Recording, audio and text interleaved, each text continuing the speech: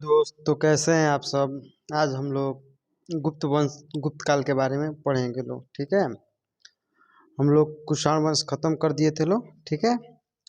मौर्यान्तर काल के बाद कौन कौन से वंश आया था, अपने भारत पर आक्रमण किया था। तो ईज पार्क आप लोग को ट्रिक बताए थे, ठीक है।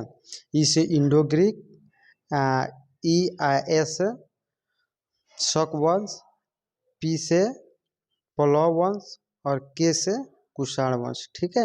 अब उसके बाद हम लोग क्या है, गुप्त काल। अब हम लोग गुप्त काल के बारे में पढ़ेंगे लोग, ठीक है। तो आइए हम लोग देखते हैं लोग।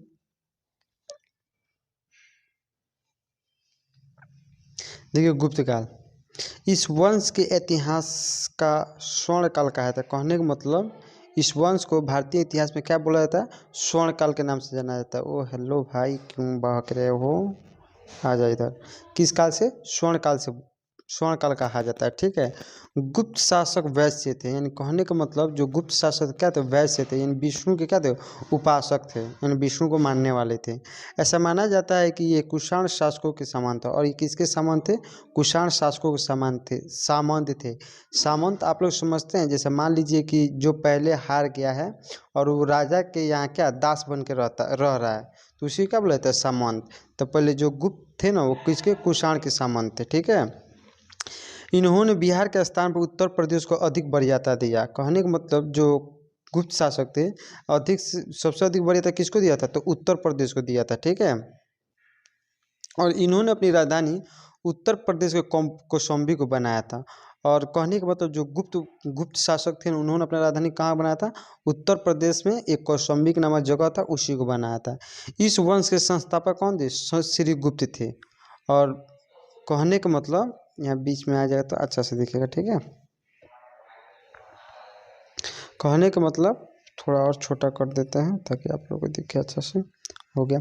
देखिए जो गुप्त वंश के संस्थापक कौन थे, श्री गुप्त थे, ठीक है। और इस वंश का अगला शासक कौन था, घटोचक था। कौन था, घटोचक था। देखिए जो गुप्त वंश के वास्तविक संस्थापक हम आगे बताएंगे। अभी जो ये संस्थापक ऐसे थे, श्रीगुप्त थे, और श्रीगुप्त के बाद कौन थे, घटोचक था, ठीक है। इन दोनों शासकों ने सामंत के रूप में ही शासन किया था। कहने का मतलब जो ये दोनों राजा थे, कौन, श्रीगुप्त और घटोचक, सामंत के रूप में ही क्या किया था, शासन किया था, इन राज किया था। अतः इन्हें वास्तविक संस्थापक नहीं माना जाता है, ठीक है। ये दोनों को क्या बोला जाता है, वास्तविक संस्थापक नहीं माना जाता है, ठीक है। इस वंश का वास्तविक संस्थापक चंद्रगुप्त प्रथम को माना जाता है। किसको, चंद्रगुप्त प्रथम को, ठीक है। चंद्रगुप्त प्रथम को क्या बोलता है, माना जाता है। इन्होंने लिच्छवी की एक अतिथि थी, राजकुमारी देवी से क्या किया, विवाह कर लिया। कौन, चंद्रगुप्त प्रथम, ठीक है। कहाँ का रहने वाली थी, तो लिच्छवी की रहने वाली थी। उसका नाम क्या था, राजकुमारी देवी थी, ठीक है, किया। और इस उपलक्ष्य में उसने राजा रानी प्रकार का सिक्का चलाया। और इसी के उपलक्ष्य में उन्होंने कौन सा सिक्का चलाया, राजा रानी के उपलक्ष्य क्या बोला, सिक्का चलाया। क्या आपने चलाया, उन्होंने एक सिक्का चलाया, ठीक है। अपनी शादी जब उससे किया था तो उसी के उपलक्ष्य में क्या किया, एक राजा रानी का उन्होंने सिक्का चलाया था। महाधिराज का उपाधि धारण करने वाला चंद्रगुप्त प्रथम था। यानी कहने का मतलब कि महाधिराज का जो उपाधि किसने धारण किया था, तो वो चंद्रगुप्त प्रथम था, जिसने क्या किया था, धारण किया था। इस समय शिक्षा का प्रमुख केंद्र कौन था, उज्जैन था। यानी कहने का मतलब जो शासक थे, तो उस समय शिक्षा का मुख्य केंद्र किसको माना जाता, तो उज्जैन को माना जाता था, ठीक है। इस वंश के समय महिला को समाज में स्थान देना शुरू कर दिया। माने कहने का मतलब जो ये गुप्त वंश आया तो महिला को क्या करना, समाज में सम्मान देना, इज्जत देना, क्या करना शुरू कर दिया लोग, ठीक है। इस वंश का दरबारी भाषा संस्कृत था। और गुप्त वंश में जो भी भाषा बोला जाता है, दरबार में क्या बोला था, संस्कृत में बात किया था, बोला जाता था। इसी वंश में बाल विवाह की प्रथा प्रारंभ थी। और इसी वंश में बाल विवाह कहने का मतलब कि बाल विवाह की प्रथा क्या था, यानी लड़कों को जो उनको शादी करने क्या हुआ, शुरू हुआ था। कौन से वंश में, तो गुप्त वंश में, ठीक है।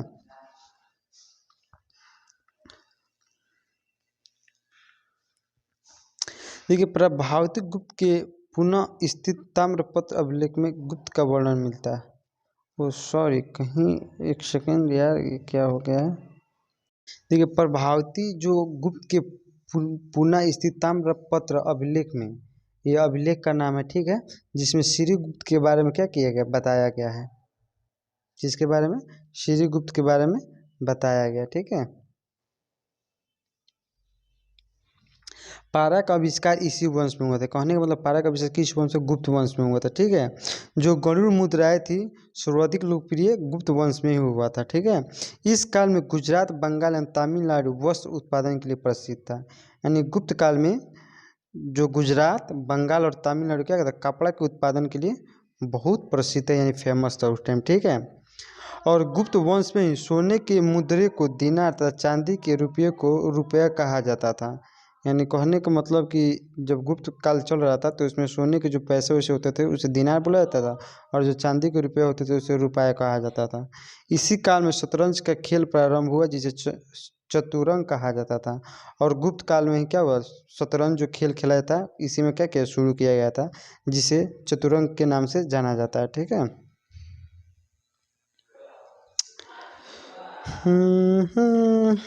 देखो, हुंडों का आक्रमण गुप्त वंश के शासक स्कंदगुप्त के समय हुआ था। जो हुंड आक्रमण किए थे गुप्त वंश में, तो उस समय शासक कौन था, तो स्कंदगुप्त था। ठीक है।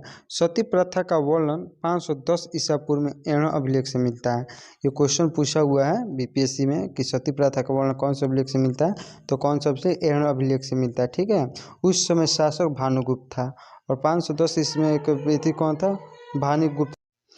तो उस समय भी क्या, उस समय के शासक ना भानुगुप्त था। ठीक है।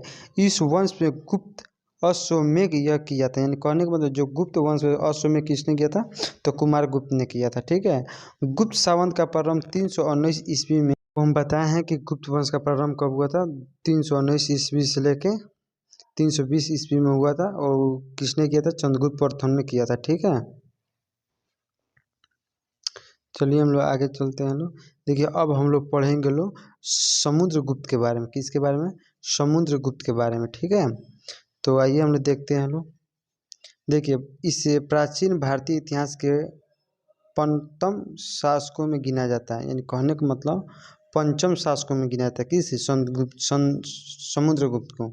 यह कुमार देवी का पुत्र था। किसका पुत्र था, कुमार देवी का पुत्र था। अतः यह खुद को लिच्छवी इंद्री यानी लिच्छवी का नाती कहता था। बताया था ना, कुमार देवी जी से क्या कौन शादी किया था, चंद्रगुप्त प्रथम किए थे। इसका बचपन का नाम क्या था, कांच था। क्या नाम था, कांच था। ठीक है। समुद्रगुप्त की नीतियाँ जो थी ना, आक्रामक तथा विस्तारवादी थी। अतः यह अशोक के विपरीत था। अशोक की क्या कहता है, ये उल्टा चल, इसका जो नीति थी लड़ाई करने का, आक्रमण पूरा विस्तारवादी था और आक्रमणकारी थी। इसने आर्यावर्त जिसे उत्तर भारत के राज्यों को जीतकर अपने साम्राज्य में मिला लिया। कौन, समुद्रगुप्त। जबकि दक्षिण में इन्होंने 12 राजाओं को क्या कर दिया था, हरा लिया था, और अपना क्या किया था, संबंध बना लिया था। जो वो क्या कहता, टैक्स वैक्स इनको दे रहे थे। इन्हीं विजय अभियान के कारण, सॉरी थोड़ा ये ऊपर है, इन्हीं विजय अभियान के कारण समुद्रगुप्त की तुलना नेपोलियन मेडी है। इसलिए वीएन स्मिथ द्वारा समुद्रगुप्त को भारत का जलियन कहा जाता था। यानी कहने का मतलब कि जो विजय अभियान था ना, वो समुद्रगुप्त की तुलना में नेपोलियन मेडी है। क्या, किससे किया था, नेपोलियन मेडिसिन का तुलना किया गया। इसलिए बीएन स्मिथ द्वारा समुद्रगुप्त को, जो बीएन स्मिथ थे वो समुद्रगुप्त को जलियान कहते थे। ठीक है। जो ईयरली हिस्ट्री ऑफ इंडिया में पूर्व में लिखा हुआ है। किसमें, जो ईयरली हिस्ट्री ऑफ इंडिया में किसमें लिखा हुआ है, पूर्व में लिखा हुआ है। कहते पुराण में कहा गया है कि समुद्रगुप्त का घोड़ा तीनों समुद्र का पानी पीता था। यानी कहने में पुराण में कहा गया है जो समुद्रगुप्त का घोड़ा था, कहाँ के तीनों समुद्र का पानी पीता था। अर्थात समस्त दक्षिण भारत समुद्रगुप्त के समान क्या थे, नतमस्तक थे समुद्रगुप्त के सामने। ठीक है। जितने भी राजा थे, यह अश्वमेध यज्ञ करवाया और अश्वमेध कर्ताओं का उपाधि धारण किया। जो समुद्रगुप्त थे उन्होंने अश्वमेध यज्ञ भी कराया था और अश्वमेध का क्या उपाधि धारण भी किया था। यह विक्रम का उपाधि धारण किया था और इसे कविराज भी कहा जाता था। कहने का मतलब जो समुद्रगुप्त था किस चीज़ का उपाधि धारण किया था, एक विक्रम का उपाधि धारण किया था, और अश्वमेध के भी उपाधि धारण किया था। इसलिए जो समुद्रगुप्त को कविराज कहा जाता था। इसके समय बौद्ध भिक्षुक वसुबंधु को संरक्षण दिया गया था। किसके समय, समुद्रगुप्त के समय। इसको आर्यावर्त में दिग्विजय तथा दक्षिण भारत में धर्म विजय का कार्य किया। कौन, तो समुद्रगुप्त ने जो आर्यावर्त में थे ना उसमें दिग्विजय और दक्षिण में धर्मविजय का कार्य किया था। श्रीलंका के शासक मेघवर्मन ने बौद्ध गाया में मंदिर बनवाने के लिए अपना एक दूत समुद्रगुप्त के दरबार में भेजा और अनुमति मांगी। कहने का मतलब श्रीलंका के राजा थे कौन? मेघवर्धन ने। कौन थे? मेघवर्मन ने बौद्ध गाया में क्या किया? बौद्ध गाया में मंदिर बनवाने के लिए एक अपना दूत भेजा। दूत, ठीक है, किसके पास? समुद्रगुप्त के पास। देखिए कितना दहशत था समुद्रगुप्त का। और अनुमति मांगी, लेकिन समुद्रगुप्त ने क्या किया? अनुमति दे दी कि ठीक है आप आइए और मंदिर बनाइए। समुद्रगुप्त के विजय अभियान की जानकारी प्रयाग प्रस्ती अभिलेख से मिलती है। तो समुद्रगुप्त की जो जानकारी मिलती है किससे मिलती है? प्रयाग। कहने मतलब जो समुद्रगुप्त जितने भी अपने एथी हुए जीता हुआ था इसकी जानकारी कहाँ मिलती है? तो प्रयाग प्रस्ती अभिलेख में मिलती है। ठीक है, प्रयाग स्तंभ लेख में जहांगीर शासक का वर्णन मिलता है और प्रयाग एक स्तंभ है, उस स्तंभ में किसका जानकारी मिलता है? तो जहांगीर का मिलता है। ठीक है, यह अभिलेख समुद्रगुप्त के दरबारी कवि तथा महासंघ विग्राहक हरिसेन का है। ये जो अभिलेख है समुद्रगुप्त के एक दरबारी कवि तथा महासंघ विग्राह किसका था? हरिसेन का था। समुद्रगुप्त ने कृष्णचरित पुस्तक की रचना की जिसका कारण इसे कविराज कहा जाता है। समुद्रगुप्त ने भी एक पुस्तक लिखा जो पुस्तक क्या बोलता है? कृष्णचरित। ठीक है, इसलिए इस पुस्तक लिखने का समुद्र को क्या बोला? कविराज बोला जाता है।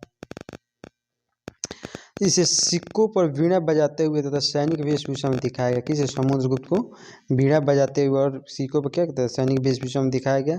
चंद्रगुप्त द्वितीय इसने महायान बनाया था। ठीक है, समुद्रगुप्त के समय सबसे अधिक प्रचलित सिक्का मयूर शैली का विश्व का पहला सिक्का था। यानी समुद्र जो शासन करते उस समय जो मयूर शैली का सिक्का था वो क्या कहते हैं? विश्व में अधिक प्रचलित था। समुद्रगुप्त के बाद उसका शासक कौन? रामगुप्त बना। यह एक अयोग्य शासक, ये पढ़ा लिखा नहीं था, इसके बाद कुछ नहीं था। इसकी पत्नी का नाम देवी था। नाम क्या था? देवी था। देवी ने रामगुप्त के छोटे भाई चंद्रगुप्त द्वितीय के साथ षड्यंत्र रच के खुद के पति को क्या कर दिया? मरवा दिया। यानी उससे प्यार वार किया और उसे क्या किया? मरवा दिया। इसी की जानकारी विशाखा दत्त की पुस्तक देवी चंद्रगुप्त में मिलती है।